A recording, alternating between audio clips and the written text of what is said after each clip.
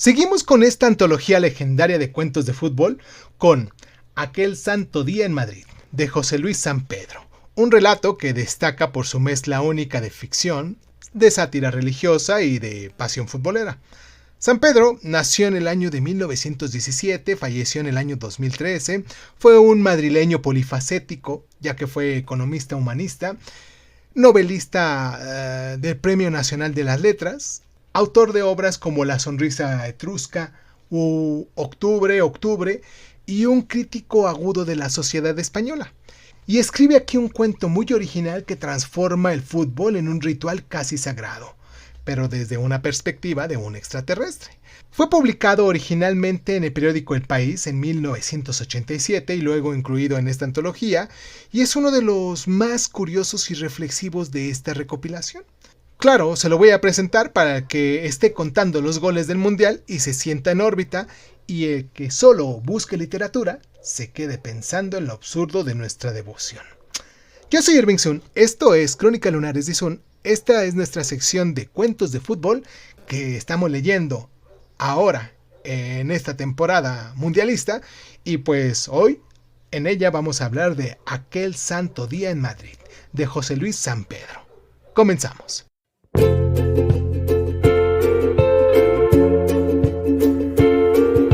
Hola, bienvenidos a Crónica Lunares de Sun. Yo soy Irving Sun.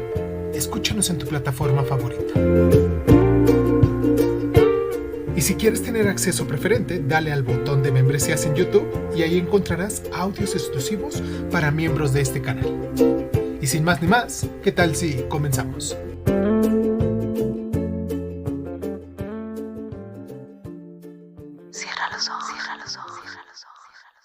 Imagina un visitante de otro planeta, un ser superior, racional, curioso, sin pasiones terrenales, que llega a nuestra Tierra en misión de observación.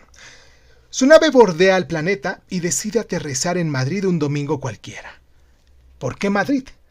Porque detecta una concentración masiva de energía humana, un campo de fuerza emocional que lo intriga. Baja, se disfraza de humano, o bueno, eso cree, y se encuentra con la ciudad paralizada. Calles vacías, bares llenos de gente pegada a la pantalla, silencio sepulcral roto solo por los gritos ocasionales. ¿Y qué pasa? Es el día del partido del Real Madrid en el Bernabéu.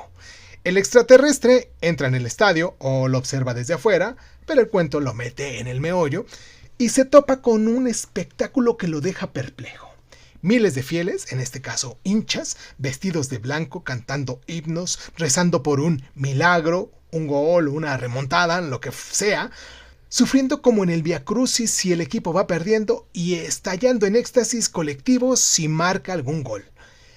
Y para él, esto no es un deporte, es una religión pura. El Bernabé es una catedral moderna, el balón un símbolo sagrado, los jugadores profetas o santos o mártires si fallan, el árbitro un sumo sacerdote infalible o hereje si pita en contra, y hay procesiones, la entrada de los jugadores, los cánticos litúrgicos, ¡A la Madrid! Y hasta un santo día donde todo se paraliza por devoción. Sampedro nos lo narra con ironía fina y humor intelectual. El alienígena analiza el fenómeno como un antropólogo marciano. Ve similitudes con las religiones antiguas, entre los sacrificios o jugadores que se rompen el cuerpo, la fe ciega, cree en la remontada imposible, el éxtasis místico, el gol en el último minuto como un tipo de resurrección, pero también critica sutilmente. ¿No es ridículo que una sociedad moderna detenga su vida por una pelota? ¿No es el fútbol el nuevo opio del pueblo, un ritual que hunde y divide, consuela y enloquece? Este extraterrestre concluye que los terrícolas han inventado una religión sin Dios visible, pero con un templo, en este caso el estadio, y fieles fanáticos. Y se va pensando, estos humanos han encontrado su santo día, aunque sea profano. Es un cuento corto, satírico, con toques de ciencia ficción ligera y reflexión profunda. Es perfecto para leer en voz alta, dura alrededor de entre 16 y 17 minutos. Y lo genial es cómo Sampedro usa el fútbol para hablar de la religiosidad contemporánea, la pasión colectiva y lo absurdo de nuestras devociones. Y claro, no hay drama personal ni tragedia épica. Hay observación externa que nos hace mirarnos en el espejo y sonreír, o en este caso, sonrojarnos. Aporta el elemento más extraterrestre y crítico de toda esta antología de cuentos que hemos estado leyendo. Enlaza perfecto con todos los anteriores, la pasión radiofónica de Delibes, el apocalipsis de Argüelles, el upside existencial de Cerezales, el penalti trágico de Llamazares, el tiempo hooligan de Axaga, la grada tribal de Vincent, las quejas cotidianas de Regás, el pacto diabólico de Navarro, la locura hincha de Fontana Rosa, el genio roto de Roa Bastos, el penal eterno de Soriano, y ayer creo que leímos la cagada felina de Valdano. Y, bueno, terminamos con San Pedro, rematando desde el espacio. El fútbol como una nueva religión universal. Y mientras vemos los 48 equipos y los estadios llenos en México, Canadá y Estados Unidos, este cuento nos pregunta, ¿no estamos todos celebrando un santo día global? ¿No es el mundial nuestro ritual masivo donde millones rezamos por un gol que nos salve el alma?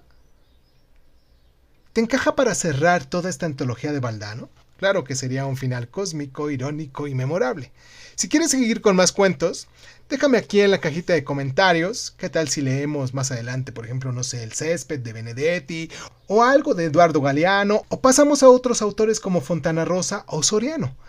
Déjame aquí en la cajita de comentarios todas tus inquietudes. Recuerda que hemos estado leyendo varios cuentos desde que empezó el Mundial, el 11 de junio, hasta la fecha.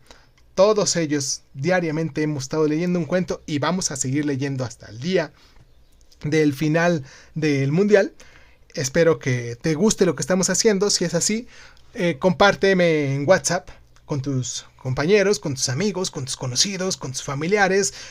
Con quien tú quieras, comparte en WhatsApp este audio y pues nada, vamos a leer en voz alta después de la pausa este cuento de Aquel Santo Día en Madrid, de José Luis San Pedro. Cierra los ojos, cierra los ojos, cierra los ojos, cierra los ojos. Aquel Santo Día en Madrid, José Luis San Pedro. Cuando supe que mi astronave bordearía el planeta Tierra en su viaje de retorno al nuestro, le sugerí al jefe de la expedición la conveniencia de aprovechar la oportunidad para que yo pusiese al día nuestros conocimientos acerca del sentimiento religioso en las zonas terrícolas más adelantadas. La última investigación disponible databa de años atrás, a raíz del concilio ecuménico que se esforzó por modernizar la Iglesia Católica, y a la vista de posteriores noticias, la situación había variado bastante por ciertas reformas vaticanas susceptibles de afectar a nuestras intenciones expansivas en la tierra. Tratándose de catolicismo, y dada la excesiva densidad de la contaminada atmósfera terrestre que nos impide permanecer en ella más de un día sin equipo adecuado, lo más razonable para mi proyecto era detener la nave en la frontera gravitatoria sobre la vertical de España. Elegir este país resultaba obvio por dos motivos. Primero, porque es bien conocido como máxima encarnación nacional del catolicismo más acendrado y ortodoxo, hasta el punto de que cuando el mencionado concilio recomendaba acabar con intolerancias seculares, el gobierno español de entonces seguía prohibiendo la libertad religiosa, alegando que todos los españoles son católicos de nacimiento y no necesitan otra fe. Segundo, porque posteriormente se ha iniciado en el país una transición política cuyas repercusiones sobre la religiosidad importa conocer como dato para nuestra estrategia futura, pues no es lo mismo presentarse en la Tierra como colaboradores científicos que montar una aparición mesiánica capaz de asegurar el control ideológico sobre mentes propicias. Lo que convenció a mi jefe fue que para mis observaciones bastarían pocas horas, pues nuestro acercamiento al planeta coincidía con el día santo de la semana, ahí llamado domingo, y el mero comportamiento de las masas populares acudiendo a los templos y practicando el culto permitiría por sí solo actualizar el índice de religiosidad. Así es como aquel domingo terrestre emprendí mi regreso a la Tierra. esquivando los toscos satélites artificiales que los atrasados terrícolas desparraman por su espacio, como las latas y botellas vacías de sus playas. Bien ajeno estaba yo en aquellos momentos a la sorpresa del cambio cuyas primicias informativas tengo el honor de someter a nuestras autoridades mediante la presente memoria. La verdad es que mi primera impresión, sobrevolando ya la capital, fue más bien confirmar lo que sabíamos, es decir, la intensa religiosidad colectiva, pues mis sensores psicosociales captaban fuertes ondas convergentes orientadas hacia un punto concreto de la ciudad. Hacia esa orientación atendían las mentes ciudadanas en su mayoría, bien meditados sobre el culto, bien preparándose con la lectura de prensa especializada o cambiando impresiones sobre los actos del santo día. Ya veía yo a los impacientes empezando a convocar embotellamientos en las calles conducentes al foco de convergencia, sin duda al templo principal. Desde los barrios más lejanos acudían arroyuelos humanos a sumarse a las bocas del metro llenando autobuses y coches particulares. La creciente ionación psicológica del ambiente daba a entender que se acercaba la hora, y para mí no podía existir duda de que aquellas masas, olvidando toda otra preocupación en su día sagrado, no podían concentrarse más que para una sola cosa: la celebración del culto nacional. Mezclado con la multitud, llegué al templo y me quedé estupefacto ante una arquitectura muy diferente de la conocida, pero aún fue la sorpresa en el interior, donde nada recordaba la liturgia de siempre, ni naves, ni retablos, ni altares, sino un inmenso graderío al aire libre, rodeando un gran espacio rectangular cubierto de césped. En suma, algo más parecido a un circo romano que a una iglesia tradicional.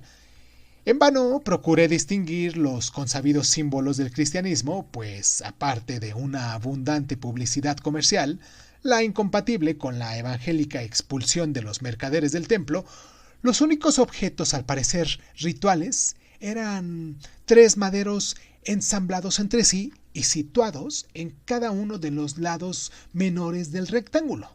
2 postes verticales, algo más altos que un hombre, y un travesaño más largo colocado horizontalmente sobre ellos.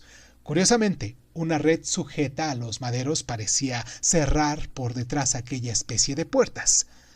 Yo no sabía qué pensar. Por una parte, no podía dudar de que me encontrara ante una ceremonia religiosa, pues no podía tener otro objeto semejante a reunión del pueblo en el día santo en la ciudad tan fervorosamente católica. Pero, por otra, ¿era posible tan radical transformación del culto en los pocos años de transición? En esas dudas estaba cuando el clamor de los fieles que abarrotaban el graderío atrajo mi atención hacia el comienzo del culto.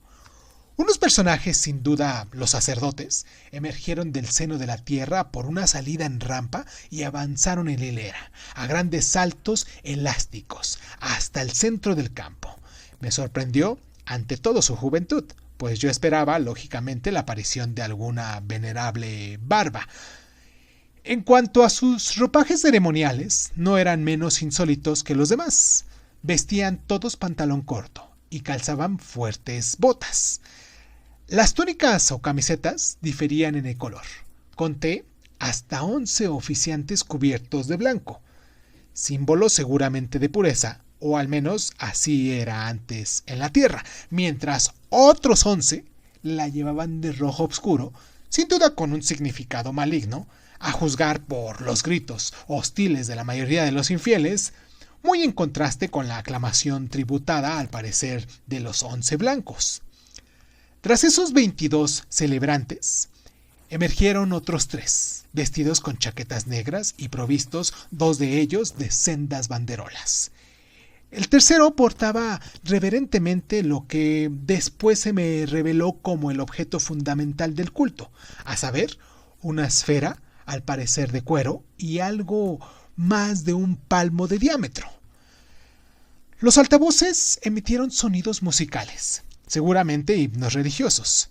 Se hicieron fotografías de los grupos formados por los 11 sacerdotes de cada color, que al punto se dispersaron en el campo y se cruzaron secretas palabras litúrgicas entre un celebrante de cada bando en presencia del portador de la esfera. Este último la depositó cuidadosamente en el suelo, ocupando el centro matemático del espacio sagrado, y extrajo de su bolsillo un argenteo silbato cuya aguda nota, rompiendo el religioso silencio de la muchedumbre, dio la señal para el comienzo del rito. No voy a describirlo en sus detalles porque es mucho más importante el significado, que no me fue difícil interpretar, a pesar de no comprender algunos gritos de los fieles ni ciertas frases de la ceremonia, prolongada durante 2 lapsos de 3/4 de hora terrestre cada uno, con un intervalo sin duda prescrito para la meditación, pero que más bien aprovechó la gente para relajarse bulliciosamente. En todo caso, lo esencial de la ceremonia es la constante pugna entre los dos bandos sacerdotales, los puros y los obscuros, para llevar la esfera de cuero hacia el pórtico del bando opuesto. Y lo curioso es que ese objetivo ha de lograrse únicamente mediante hábiles golpes de pies. En todo aquello participaban desde el graderío los fieles tremolando banderas de 2 colores enfrentados, gritando jubilosamente el nombre de la capital española, profiriendo imprecaciones imposibles de hallar en los diccionarios e incluso, llevados a su ciego arrebato, lanzando imprudentes ofrendas de latas o botellas y otros objetos arrojadizos. Ciertamente, los españoles podían haber cambiado de religión, pero no el apasionamiento con el que la profesan. La significación del rito descrito es transparente para cualquiera que haya estudiado algo las distintas religiones terrestres. Obviamente, la esfera sagrada encarna la bola del mundo, y el esfuerzo de los oficiantes, impulsándola en opuestas direcciones dentro del rectángulo cósmico, significa simbológicamente la lucha entre las fuerzas del bien y del mal, correspondientes a los 2 colores de las vestiduras. La reiterada invocación a Madrid por los espectadores, animando a los sacerdotes blancos, puede ser supervivencia en un antiguo culto local, así como las paredes que retienen la esfera cuando falta el guardián de la puerta son quizás reminiscencias del oficio del pescador ejercido por el apóstol San Pedro en el relato evangélico. Pero esos restos del pasado no deben inducirnos a error. La religión hispánica actual supone una revolucionaria transformación del catolicismo hasta hacerlo casi irreconocible, pues adopta una orientación geocéntrica, más interesada en glorificar las secretas fuerzas de la naturaleza que en cultivar la vida del espíritu y la ascesis que la janarera catarsis de los fieles durante la ceremonia. Ese culto telúrico explica muchos aspectos del rito. Por eso los sacerdotes emergen desde una cavidad subterránea. Por eso ofician con el pie, que es la parte del cuerpo en contacto permanente con la tierra.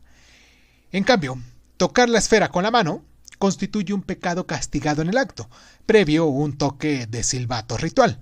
Instrumento, por cierto, con muchos precedentes míticos, desde la siringa del dios del pan y el ney de los deviches danzantes hasta el flautista de Hamelin. Ese fuerte componente naturalista de una nueva religión no ha de desdeñarse como un trazado primitivismo, sino que, por el contrario, revela una aguda comprensión del alma humana, basada seguramente en los progresos terrestres del psicoanálisis. Así se explica el rasgo más desconcertante del culto, pues, a primera vista, parecía aberrante el empeño de los sacerdotes del bien y del mal. Ciertamente, una religión más antigua e ingenua prescribía llevar el mundo hacia la propia puerta del bien, pero tras 2000 años de experiencia, los hombres saben que, salvo casos aislados de santidad, esa buena intención directa no conduce a los deseados fines de amar a los enemigos o desdeñar las riquezas temporales. En cambio, los psicólogos modernos conocen bien la mayor eficacia de las vías indirectas y se aproximan al taoísmo, que, para lograr un fin dado, recomiendan perseguir el opuesto. Resultado avalado por la experiencia, como en el caso de los jóvenes rebeldes que acaban integrándose mayoritariamente a su odiada sociedad como ciudadanos bien pensantes, o en el de que quienes empiezan siendo revolucionarios para mejor constituir una cartera ministerial. Así ocurre en la nueva religión hispánica, cuyo camino hacia el bien pasa por la puerta del mal, ateniéndose sin duda a la famosa creencia de los economistas, que esperan alcanzar el bien colectivo si cada individuo se comporta con el más agresivo egoísmo. Por eso, los sacerdotes blancos impulsan el mundo hacia la puerta oscura, sabiendo de sobra que apenas caiga en la red, el maestro de ceremonias hará sonar su silbato sagrado y la esfera volverá a su centro, donde se sitúa en perfecto equilibrio humano entre la luz y la tiniebla. Queda por explicar el importante problema de cómo ha sido posible tan extremado cambio de la fe religiosa durante una transición de solamente pocos años. La cuestión exige estudios cuidadosos. Por la luz se puede arrojar sobre los procesos evolutivos de la sociedad, pero en tanto el hecho queda en pie, aunque subsistan manifestaciones residuales del pasado en forma de alguna asistencia minoritaria, sobre todo de ancianos, a los antiguos templos, como yo mismo pude observar, y aunque en el país se siga reiterando oficialmente la vigencia del culto tradicional, como es sabido, siempre existe un desfase entre la verdad oficial de cualquier parte y la realidad del momento. En definitiva, el culto hispánico anterior ha cedido paso a esta nueva fe naturalista, en la que verdaderamente se vuelca el actual sentimiento religioso de los españoles, hasta el extremo de que, según conversaciones captadas a mi alrededor en el campo, no solo el domingo es consagrado a la ceremonia, sino que entre semana muchos fieles se dedican piadosamente a llenar de cruces unos impresos especiales. Ignoro si como nueva forma de oración o como público examen de conciencia y confesión de pecados cometidos. En conclusión, y para el caso de decidirse a actuar en la tierra, mi descubrimiento permite afirmar que el enfoque mesiánico sería ineficaz, al no despertar apenas interés en un pueblo evidentemente desatendido de la vida del espíritu. Solo cabría intentarlo. Y aún así desconfío de los resultados, renunciando a individualizar el enfoque y ofreciendo en cambio un mesías colegiado, es decir, un equipo de 11 especialistas del puntapié, capaces de asegurar el triunfo en los cultos internacionales. La táctica acertada solo puede ser la de presentar nuestro futuro control en forma de una colaboración científica encaminada a potenciar al máximo los recursos naturales y las fuerzas del planeta. Elevando hábilmente este fecundo planteamiento podría incluso resultar aceptable para la Iglesia tradicional, dado que sus más recientes deliberaciones parecen primar también el interés de sus jerarquías por problemas materiales, biológicos, económicos y sociales, considerados antaño menos importantes que las cuestiones dogmáticas.